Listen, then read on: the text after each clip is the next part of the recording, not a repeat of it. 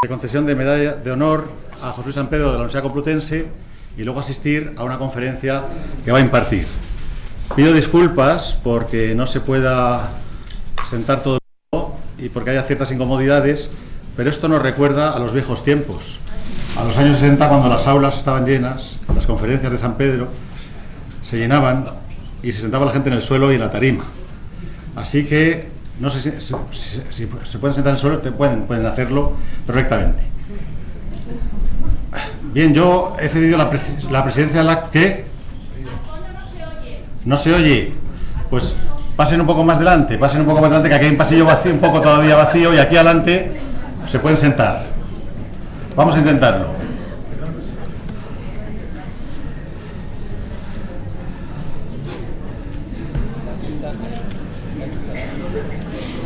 Yo creo que por aquí podemos ir aprovechando los huecos y que no se enteren los de seguridad, que no nos dejarían.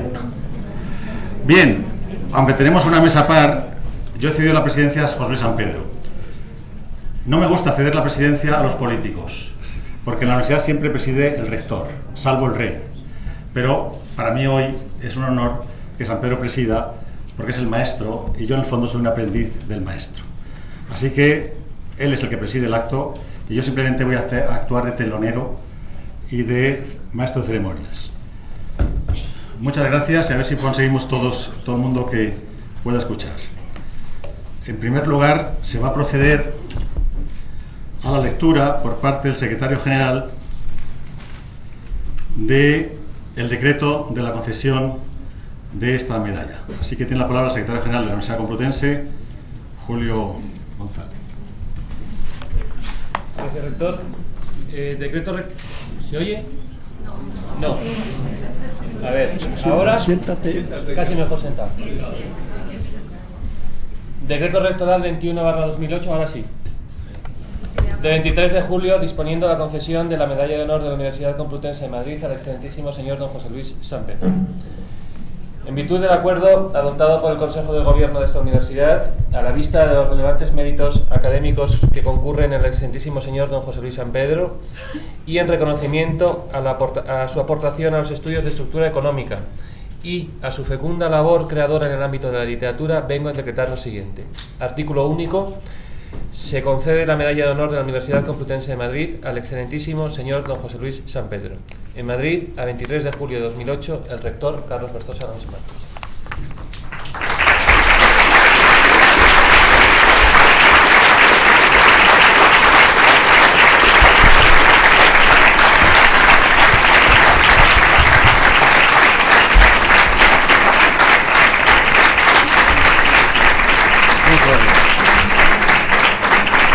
A ver si soy capaz de ponerte. Lo mismo tiene que subir Virginia Olga por eso. Es que no somos nadie sin mujeres. Soy capaz de clavarle. No, todo se andará. Ya venía Virginia. Aquí, el diploma.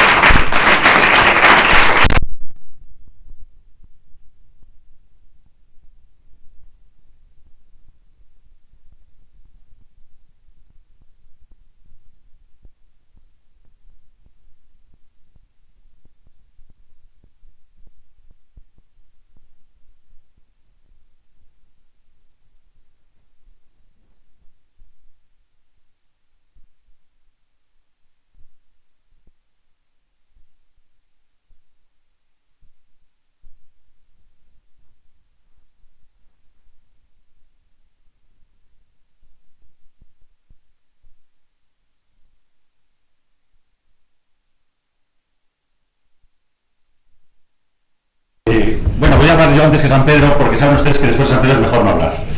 Callarse. Y en esta medalla se concede a San Pedro por ser San Pedro, y no tiene necesidad de justificación de ningún tipo. Pero coincide, y eso es lo más importante, con el 60 aniversario de cuando él inició su docencia y la impartición de clases en la recién creada Facultad de Ciencias Políticas y Económicas en la Universidad Central. Esta facultad se crea por decreto, o por orden, ¿no? Antes eran todo órdenes, ¿no? No había decretos. En el año 1943, comienza su funcionamiento en 1944, en el mes de febrero, así que el curso fue corto, parece ser.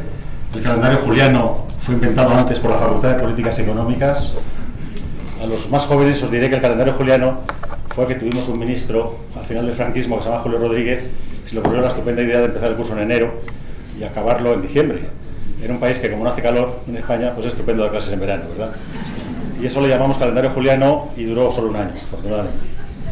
Bien, pues en aquella primera promoción de la facultad se matriculó José Luis San Pedro. José Luis San Pedro no había podido hacer en su momento estudios universitarios, vivió momentos turbulentos para el país, había sacado una posición en el año 35, creo que fue, de aduanas, de técnico de aduanas, y lo contaba antes en la conferencia que impartí, y siempre lo repito, que el año pasado, el anterior, en el Foro Complutense, en la clausura del Foro Complutense, en una conversación entre los dos, fue capaz de repetir todos los puertos de China que se lo sabía de cuando hizo la oposición a aduanas.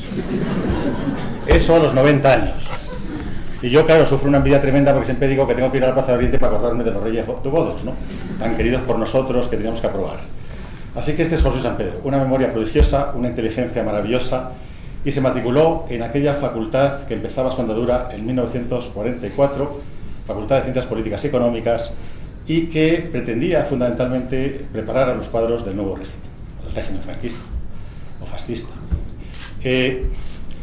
Y San Pedro se matricula, lo dice él, porque había clases por la tarde. Pues él tenía que trabajar en aduanas por la mañana, había clases por la tarde, era en el viejo caserón de San Bernardo, y allí él salió en el año 48 como licenciado de la facultad, licenciado con premio extraordinario, junto con José Fraguer Ibarne, hermano de Manuel Fraguer Ibarne, pero que falleció ese mismo verano, y el segundo premio parece que se le dio a Alberto Villar, que también fue catedrático de nuestra universidad. Debido a ese premio extraordinario, él destacaba como estudiante, como alumno. Stackelberg, que es un profesor alemán que vino a impartir teoría económica, lo tiene entre sus alumnos predilectos, o sea, destaca en la teoría económica. El decano de entonces, Castilla, que luego fue ministro de Asuntos Exteriores, le ofreció impartir docencia. Y recién acabada la facultad, pues empezó a dar clases de esta asignatura que se ha llamado durante mucho tiempo Estructura e Instituciones Españolas en relación con las extranjeras. San Pedro se incorpora, finalizada estos estudios, como docente a esta facultad. Más tarde, ya en los años 50, obtendría la cátedra. Es, yo creo, el primer catedrático que sale de las propias aulas de la facultad, ¿no? Porque había otros catedráticos anteriores que venían de otros lugares, como Castañeda, Manuel de Torres, Valentín Andrés Álvarez, pero el primer estudiante de la facultad que consigue una cátedra es José Luis San Pedro. Y esta suerte tuvimos los que estudiamos luego económica mucho más tarde, ¿verdad? Yo siempre he dicho que tener a San Pedro de profesor es un lujo, es un lujo. En aquella sociedad española donde se había producido tanta expulsión de profesores de nuestra universidad, tantas depuraciones, donde había habido pues una situación de erial del propio mundo intelectual, el tener profesores como José Luis San Pedro fue un verdadero lujo. En los años 60, que es cuando yo llegué, no era ya el erial de los 40, de los 50, pero todavía seguía habiendo muchas carencias y muchas escaseces. Así que en aquellos años 60, también turbulentos, también conflictivos, donde nuestra Facultad de Políticas Económicas se caracterizó precisamente por su lucha contra el sistema, contra el régimen franquista, y que pasó de San Bernardo en poco tiempo a la ciudad universitaria, a ese edificio parecido a Galerías Preciados de la época, que es donde ahora está la librería FNAC, que fue bautizado, porque en este país otra cosa no será, pero ingenio siempre tenemos, como Galerías Castañeda, por aquello de que se parecía a Galerías Preciados, y Castañeda era el decano y el catedrático duro y hueso, que gracias a él se consiguió que no todo el país fuera economista, lo cual hay que también reconocérselo, porque impuso el rigor y la severidad en el conocimiento de la teoría económica, en este caso microeconomía. Pues allí nos ubicamos por 4 años, y a los 4 años nos mandaron a Somosaguas, que es donde estamos en la actualidad. Así que hemos tenido 3 sedes, algunas provocadas por esos conflictos estudiantiles, y ya en Somosaguas nos paramos, aunque algunos cuando llegamos allí pensamos que acabaríamos en Soria, en Ávila, a ese paso. Pero bueno, vino la democracia y no lugar, y estamos en Somosaguas. San Pedro, como digo yo, en aquellos años 60 pues fue fundamental para muchos jóvenes que veníamos de un bachillerato determinado, que sí teníamos ciertas inquietudes intelectuales, ¿no? Porque también se producía eso, y que veníamos despistados, tanto políticamente como en todos los terrenos. Y claro, encontrarnos en aquella facultad, con aquellos conflictos, con aquellas tensiones, pues contribuyó no solamente a que tomáramos conciencia política, sino conciencia intelectual, y sentimos interés por la lectura y por el estudio. Y San Pedro en esto pues fue decisivo, porque, como yo decía antes, en la conferencia le calificaba de economista heterodoxo y genial. Porque San Pedro es heterodoxo porque está en contra de la realidad existente. Es un economista inconformista, no acepta un sistema que se basa en la acaparación de la riqueza, de la acumulación, donde hay tanta desigualdad, donde hay tantas exclusiones, donde hay tanta pobreza y tanto hambre todavía. Y siempre dijo que la guía de la estructura económica no había de ser la riqueza, sino el hambre, la montaña del hambre. Así que, en ese caso, yo creo que era un inconformista frente a la realidad, y eso también nos servía a nosotros para tener instrumentos analíticos para analizar esa realidad en su complejidad. Esos instrumentos analíticos que también los proporcionaba en una disciplina que era heterodoxa en la medida que superaba el ámbito estrecho de la teoría económica y consideraba que las relaciones sociales y las relaciones de poder eran fundamentales para entender la realidad existente. Así que San Pedro nos enfocaba la economía de una forma distinta a la teoría económica convencional, nos hacía pensar, nos hacía reflexionar, tenía ocurrencias geniales en clase que son ejemplos magníficos para los estudiantes y que son enormemente pedagógicos, y que de alguna manera a mí esos ejemplos se me han quedado grabados a lo largo de mi historia. Nunca los cuento, me salvo en conferencias, porque lo peor que puede hacer uno es tratar de imitar a un maestro, ¿verdad? Cada uno tenemos nuestra propia personalidad, tenemos que desarrollarla y no podemos en ningún caso tratar de imitarle. Imitarle en lo bueno, en su ejemplo, en estudiar, en leer, en tratar de ser buen profesor, pero no indudablemente en esos ejemplos tan magníficos que nos ponía. Así que José Luis San Pedro es de estos profesores que siempre se han calificado como maestros. Su conocimiento supera el ámbito de su propia materia, que es lo que hacen los buenos profesores, saber mucho más que la materia que explican, y era un ejemplo de erudición, era un ejemplo de ocurrencias magníficas y de ejemplos extraordinarios para entender la realidad, y era un deleite y un placer escucharle.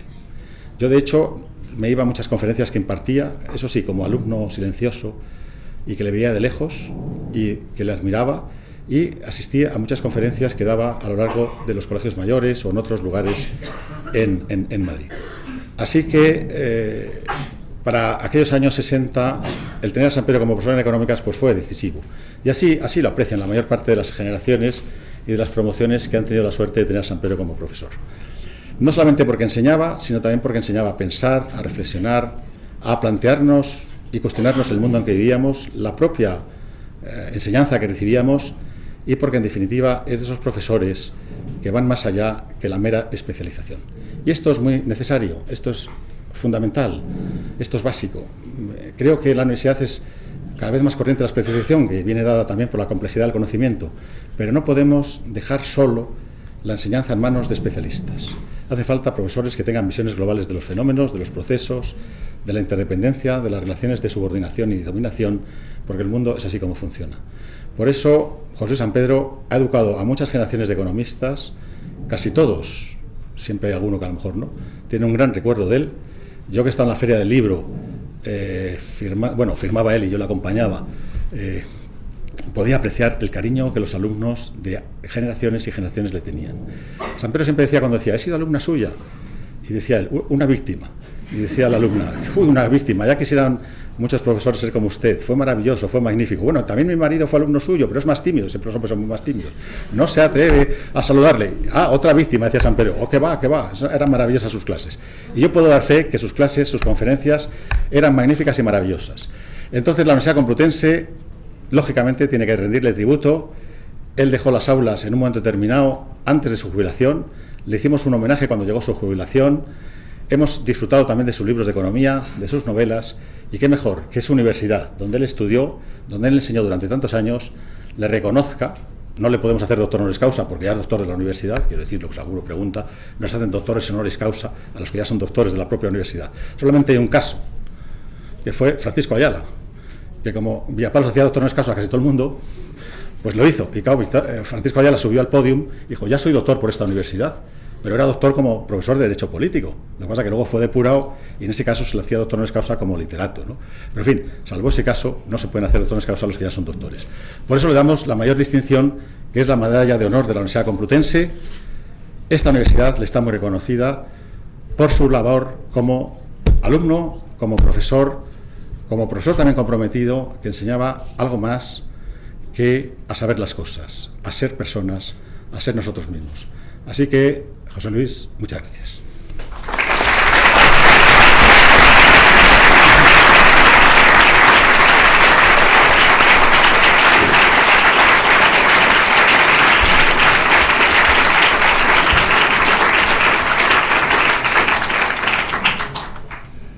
Señor rector y entrañable amigo, amigas y amigos todos que estáis aquí y que me cedéis este rato de vuestras vidas, yo no tengo palabras para agradecer este coronamiento de una vida de trabajo en estas aulas y en este sitio, y me limitaré a decir que, por desgracia, me temo que es muy posible que os decepcione al cabo de un rato. Pero por lo menos me queda la tranquilidad de que si no demuestro la perspicacia de la universidad al concederme este galardón, en cambio sí demuestro la inmensa generosidad que ha tenido para tenerme en cuenta y para considerarme digno de ello. Para mí no puedo imaginar honor más grande, porque otros que son más rimbombantes no valen para mí lo mismo que esto. Haber servido, como dice el rector, para ayudar a algunos a pensar es más que de sobra para justificar la vida de un ser humano. Dicho esto, el título de la conferencia obedece, como se ha dicho, a que hace 60 años que empecé a ejercer esta profesión. Y en aquel momento yo vuelvo la mirada atrás y pienso que me decía que tenía mi vida por delante, qué iba a hacer, cómo lo iba a hacer. Por supuesto iba a trabajar en esto, pero es mucho más que dar clase y que trabajar. Y entonces, para entonces yo hacía ya muchos años, y lo había dicho incluso en una de mis primeras novelas, que para mí la idea de la vida era hacerse lo que se es. Una idea que se me había ocurrido a mí, pero que resulta que me la pisaron los griegos hace 3000 años y la dijeron mucho antes que yo. Pero el caso es que a mí me gusta descubrir mediterráneos por mí mismo, aunque el Mediterráneo esté archidescubierto. El caso es que yo tenía esa idea y empecé a seguir mi navegación como aprendiz de mí mismo para ver hasta dónde llegaba. A lo largo de ese tiempo tenía cierta intuición de a dónde llegaba, pero no me atrevía a pensarlo, no me atrevía a creer que yo era eso. Ahora, en estos últimos días, en estos últimos meses, en las palabras del señor rector, en algunos escritos, en algún artículo, con motivo de un libro que acabo de firmar con un doctor eminente, se me ha llamado humanista. Y eso era lo que yo no me atrevía a creer que podía llegar a ser. Pero ya que se me ha llamado, me atrevo a empezar a creerlo y voy a dedicar este rato a hablar del humanismo, puesto que además el rector ha exigido con razón que los técnicos sean además humanos y humanistas. Yo no me atrevía porque la palabra humanista, que tiene sus precedentes en Roma, pero yo no he venido aquí a hacer erudición y eso sale muy bien de las enciclopedias, lo que a mí me deslumbraba y que cuando yo tenía 14, 15 años me llamaba la atención en novelas que no estiman mucho los críticos, pero que a mí me conmovían, novelas de Rafael Sabatini sobre la Italia de aquellos tiempos. Ahora creo que no se leen, pero eran muy interesantes. Yo tenía la idea de lo que eran los humanistas. Los humanistas eran, allá en el siglo XIV empiezan y siguen algún siglo más, eran unas figuras humanas muy propias de un tiempo excepcional, de un tiempo luminoso, de un tiempo sorprendente y germinal en la historia de lo que seguimos llamando Europa, de lo que hemos llamado de otras maneras, ya hablaré de esto. Y eran unas personas que trataban de emerger de un mundo anterior, el mundo del feudalismo, en el cual el poder, tú has hablado de poder y las relaciones de poder son efectivamente esenciales. La inmensa mayoría de las relaciones humanas, la inmensa mayoría son relaciones de poder, son relaciones de dominio, pues el poder estaba en manos de los propietarios de las tierras, incluyendo entre ellos a la Iglesia, que era dueña de muchas tierras y que además era propietaria del poder espiritual, del poder de coaccionar a los demás con el dogma en la mano. Y en esas condiciones la libertad del pensamiento era casi nula. Y aparecieron unos hombres, y también mujeres, pero hombres sobre todo, porque la vida entonces era así, aparecieron dispuestos a lograr la libertad del pensamiento, a ser capaces de alcanzar la dignidad de pensar propiamente. Y estos eran los humanistas. Los humanistas eran gente muy variada. Al principio, un nombre extraordinario que se puede citar es Petrarca, y dominaban sobre todo los escritores, los artistas, los pintores, las gentes de este tipo, pero luego se incorporaban otros más. Y había numerosos humanistas que eran clérigos, que pertenecían a la Iglesia, pero que criticaban al papado, sobre todo en cuanto a la forma del papado de querer ejercer el poder temporal. En aquel tiempo la Iglesia tenía un fuerte poder temporal, ya iba decayendo. El cisma de Aviñón, llegó un momento en que llegó a haber 3 papas, como ustedes saben, desmoronó mucho la autoridad moral de la Iglesia, y estos humanistas surgían como liberadores.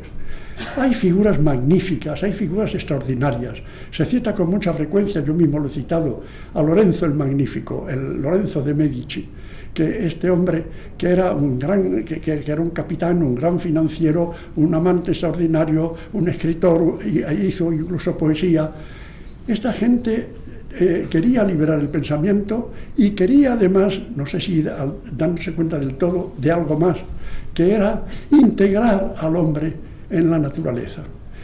Pensar que es verdad que la vida eterna que se les proponía y se les prometía era importante, pero caramba, no eran cosas de desdeñar esta vida, que era la que teníamos más segurita. Y estos hombres y estas mujeres, porque había mujeres como la reina de Navarra, por ejemplo, Margarita, y sobre todo, por ejemplo, en el mundo de la lengua de Oc, en el Languedoc, había unas cortes de amor y una poesía trovadoresca y una intervención de la mujer extraordinaria. Digo, pues, que estas personas trataban de liberar y además de incorporarse a la naturaleza, de pensar en el hombre como lo que es, como un ser físico, como un ser natural, hasta el punto de que quienes incluso querían dominar la naturaleza, porque entonces se pensaba que el hombre era el rey de la creación, que Dios le había dado el mundo para que lo explotase a su manera y como quisiera, etc., todavía había maneras de pensar que la naturaleza tenía también sus derechos.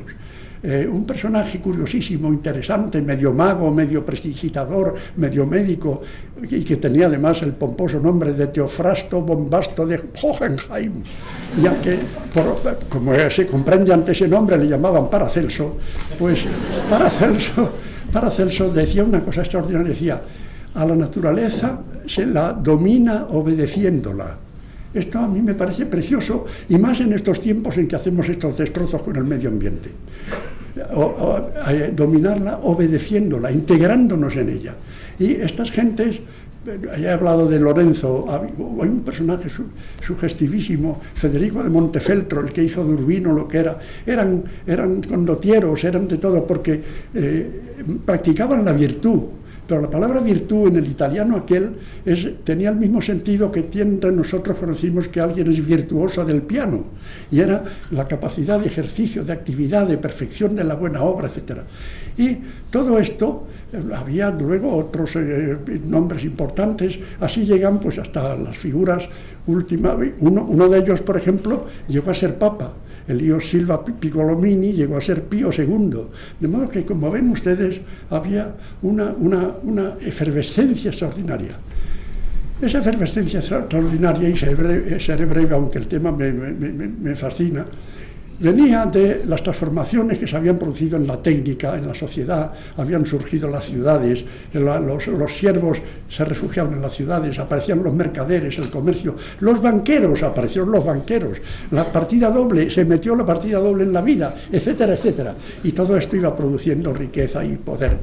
Y entonces seguimos con estos personajes hasta ya el siglo el XV, el XVI, con personajes como Erasmo de Rotterdam o el maestro Eckhart, en fin, tengo que cortar, no puedo detenerme.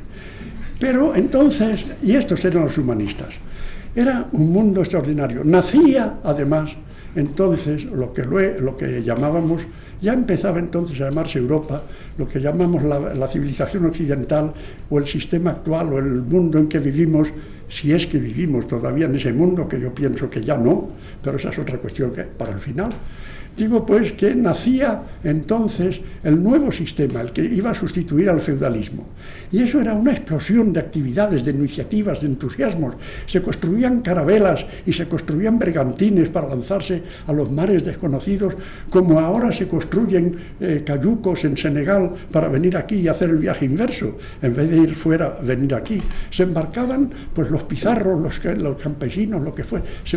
Era una exuberancia total. Era en suma un placer de la creación genética, de levantar un mundo entero, un nuevo mundo, una nueva cultura, una nueva libertad, una nueva vida, y de tener un espíritu de aventura absoluto. Eso me sorprende, me fascina, y diré solamente para terminar una frase que es de aquella época. En aquella época se decían en Castilla, dice, ¿qué es mi vida? Castilla, mi natura. Nací en Castilla. Italia, mi ventura, mi felicidad. Flandes, mi sepultura. En Flandes, donde pateaban en el barro los tercios y se desmoronaba el imperio castellano, era la sepultura. Pero Italia era la aventura. No tengo capacidad para decir lo que era aquello del hermoso tapiz de la vida, que era aquello. La vida, esta vida además, esta vida. Y ocioso es decir que entonces no gobernaba en Italia el señor Berlusconi, por supuesto. De modo que estos eran estos personajes admirables y extraordinarios. A lo largo de la historia, voy a ir completamente deprisa hacia el presente, que es lo que nos importa. A lo largo de la historia, este personaje, el humanista, el que ama esta vida, el que la quiere, evoluciona. El poder, además, como es natural, se desplaza, porque el poder, como es desigual, es inestable y pasa de unos puntos a otros, y aparece un nuevo que es la ciencia. Francis Bacon, uno de aquellos hombres de ese tiempo, ya decía una cosa muy importante, iniciaba otra manera de ver la vida, introducía el método experimental, tenía sus predecesores, pero no voy a entrar en eso, y formuló una frase lapidaria. Decía, el conocimiento es poder, knowledge is power. Y así el poder se desplazaba a la ciencia y empezaban a entrar en juego los personajes científicos, ya no los alquimistas todavía, pero empezaba a generarse otra forma de pensar. Y luego, más adelante, un siglo después, ya no puedo olvidar a Galileo, etcétera, pero en el siglo XVII ya no es solo la ciencia, es la ciencia, pero además la razón frente a la tradición, la razón frente al dogma. Y entonces tenemos a las figuras de Descartes o de quien sea. En el siglo XVIII estamos en un momento absolutamente decisivo del sistema. Para mí, el siglo XVIII es el ápice del recorrido del sistema, el punto más alto, como el punto en que culmina el agua del surtidor, porque en ese siglo XVIII primero se consolida definitivamente con Newton una visión cosmogónica del mundo distinta de la de Ptolomeo y de la antigüedad, que ustedes conocen perfectamente. Se ve el mundo como un reloj absolutamente determinista que funciona extraordinariamente, y además, como economista que soy, y hablando de relaciones de